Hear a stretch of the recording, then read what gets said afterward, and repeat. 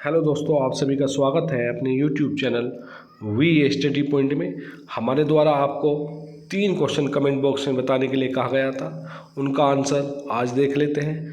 पहला क्वेश्चन था, गणित के सर्वोच्च सम्मानों में से एक एबेल पुरस्कार से किसे सम्मानित किया गया है? तो इसका आंसर था जापानी गणितज्ञ मसाकी काशीवीरा को। तो मसाकी काशीवारा को सम्मानित किया गया है, जो कि जापानी गणितज्ञ है। उनको क्यों किया गया है सम्मानित? बीजगणितीय विश्लेषण और प्रतिनिधित्व सिद्धांत में उनके मौलिक योगदान के लिए यह सम्मान दिया गया है।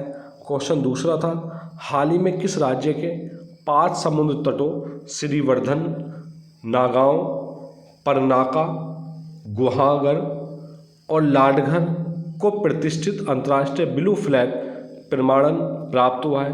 तो इसका आंसर था महाराष्ट्र। तीसरा क्वेश्चन था, हाल ही में WHO का दक्षिण पूर्व एशिया क्षेत्रीय समिति का 78वां सत्र कहाँ शुरू हुआ है? तो इसका आंसर था कोलंबो। आज की क्लास का पहला क्वेश्चन है, श्रम मंत्री मनसुख मंडाविया ने EPF मुकदमेबाजी पर अंकुश लगाने के लिए विश्वास योजना शुरू की है। तो आपके लिए क्वेश्चन आ सकता है एग्जाम में कि हाल ही में विश्वास योजना किसके लिए शुरू की गई है? तो आंसर रहेगा EPF मुकदमेबाजी पर अंकुश लगाने हेतु। डॉक्टर मनसुख मंडाविया ने नई दिल्ली में कर्मचारी भविष्य निधि के केंद्रीय न्यासी बोर्ड की 238वीं बैठक की अध्यक्षता करते हुए इस योजना का शुभारंभ किया है। नेक्स्ट क्वेश्चन है, DRDO ने, तो देखिए DRDO की जो स्थापना हुई थी, रक्षा अनुसंधान एवं विकास संगठन, वह हुई थी 1958 में। ध्यान देना, DRDO की स्थापना कब हुई थी? 1958 में। देखिए जितनी भी संस्थाएं होती है या संगठन होते हैं, उनकी स्थापना एग्जाम में अक्सर पूछी जाती है, तो उन्हीं में से एक DRDO है। तो इसकी स्थापना 1958 में हुई थी। तो DRDO ने हाल ही में एक बड़ी रणनीतिक घोषणा की है। क्या की है? अब भारत की स्वदेशी हवा में मार करने वाली मिसाइल यानी अस्त्र मार्क 2 की रेंज को 200 किलोमीटर से अधिक तक बढ़ाया जाएगा। तो क्वेश्चन आ सकता है, अस्त्र किस तरीके की मिसाइल है? हवा से सतह या सतह से हवा? तो ध्यान देना, हवा से हवा में मार करने वाली एक मिसाइल है, जिसकी मारक क्षमता को 200 किलोमीटर से अधिक तक अब बढ़ाया जाएगा। नेक्स्ट क्वेश्चन है, सरकारी मुकदमों की निगरानी अब और पारदर्शी होगी। क्यों? क्योंकि एक लाइव केस डैशबोर्ड का उद्घाटन किया गया है। क्वेश्चन आ सकता है, लाइव केस डैशबोर्ड का उद्घाटन क्यों किया गया है? तो सरकारी मुकदमों की निगरानी या अधिक उनको पारदर्शी बनाने हेतु।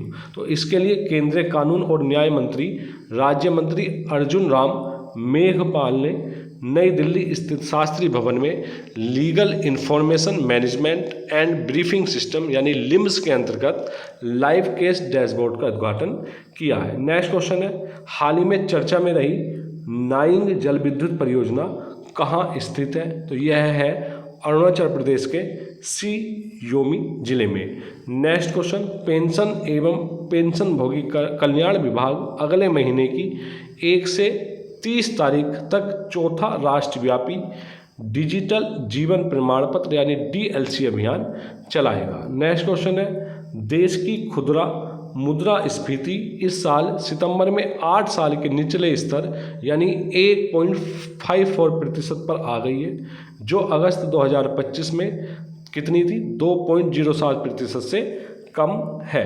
नेक्स्ट क्वेश्चन है, हाल ही में गाजा युद्ध विराम प्रयासों के लिए इजराइल अमेरिकी राष्ट्रपति डोनाल्ड ट्रंप को अपना सर्वोच्च नागरिक सम्मान प्रदान करेगा।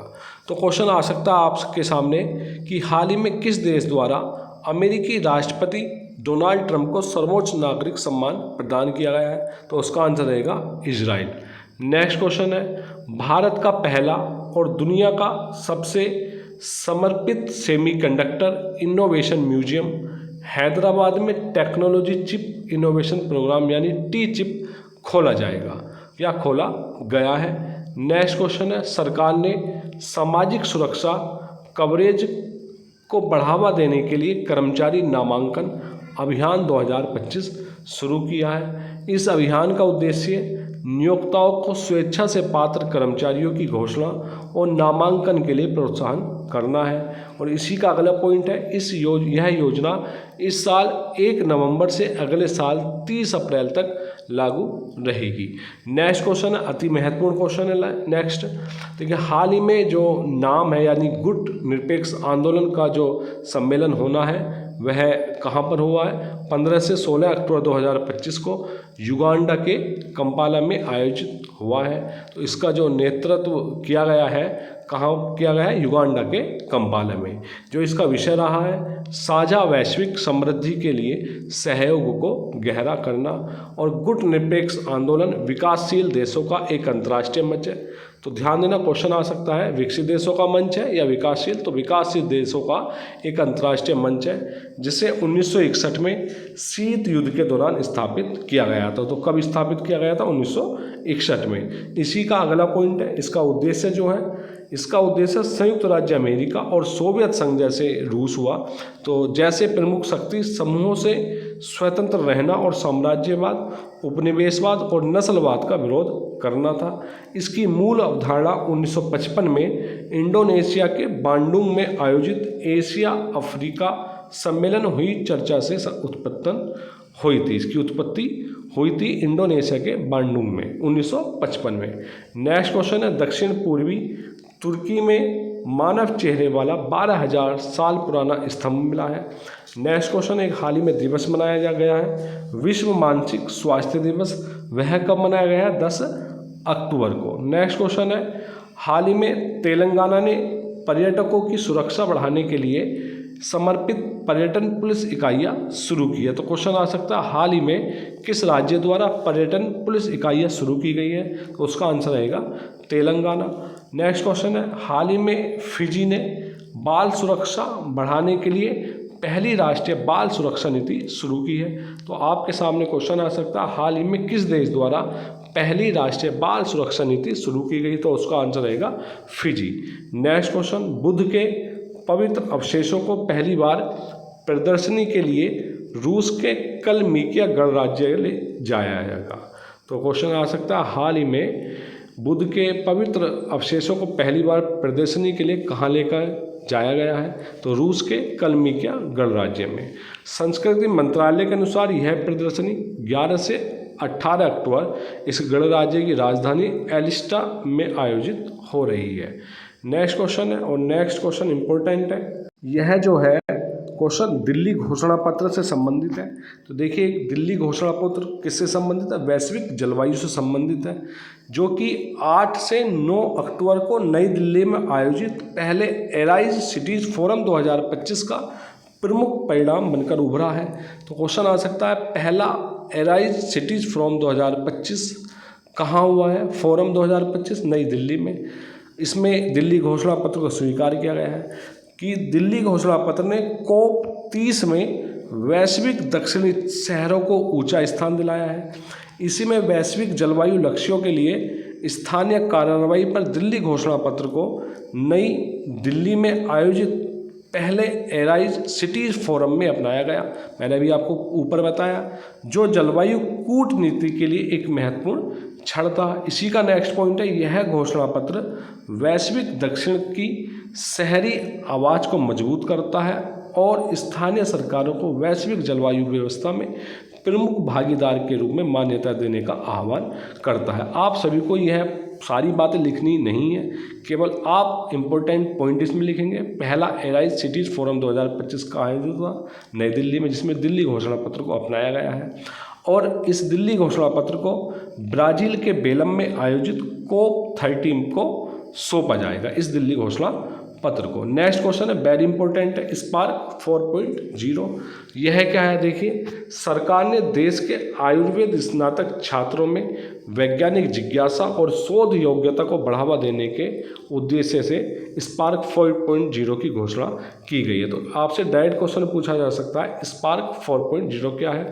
तो आयुर्वेद स्नातक छात्रों से यह संबंधित है।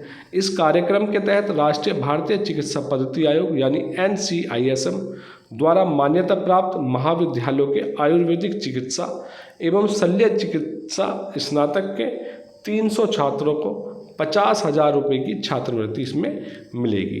नेक्स्ट क्वेश्चन है, महाराष्ट्र और स्पेन ने नागपुर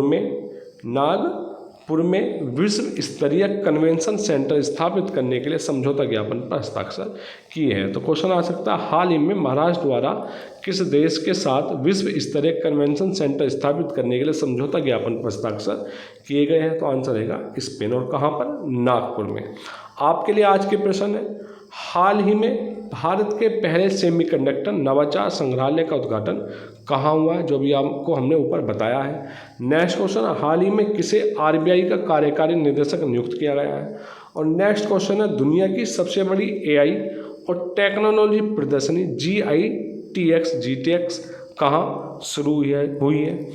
आप इन तीनों का क्वेश्चन हमें कमेंट बॉक्स में बताएंगे। और इस वीडियो की PDF आप हमारे टेलीग्राम ग्रुप से प्राप्त कर सकते हैं, जिसका लिंक हमने डिस्क्रिप्शन में दे दिया है। और दोस्तों, हमारे YouTube channel we study point को ढेर सारा प्यार दें, सब्सक्राइब करें, शेयर करें, लाइक करें। धन्यवाद।